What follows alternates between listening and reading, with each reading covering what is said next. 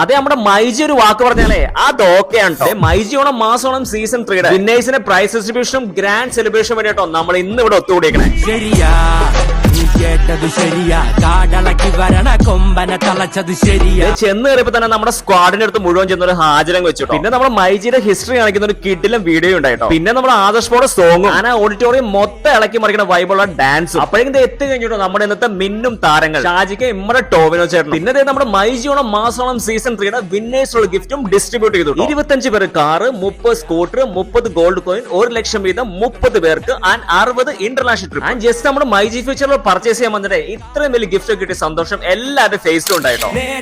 കണക്കിന് കായ് വരും ചേലായി ചമഞ്ഞുള്ള തോഴികളും പായാനായി രണ്ടാറുകളും ഏഴുലകം കീഴവരും നേരാ കണക്കിന് കായ് വരും ചേലായി ചമഞ്ഞുള്ള തോഴികളും. അപ്പൊ അതേ കോടികളുടെ ബിസിനസിന്റെ ടേൺ ഓവറിൽ മാത്രമല്ല കോടിക്കണക്കിന് ജനങ്ങളുടെ മനസ്സിലും കയറിയിട്ടുണ്ട് നമ്മുടെ സ്വന്തം മൈജി. ആൻഡ് ഇതെല്ലാം നിങ്ങൾ നമുക്ക് തന്ന സ്നേഹവും സപ്പോർട്ടും ഒന്നുകൊണ്ട് മാത്രമാണ്. അപ്പതേ മൈജി തുടരും.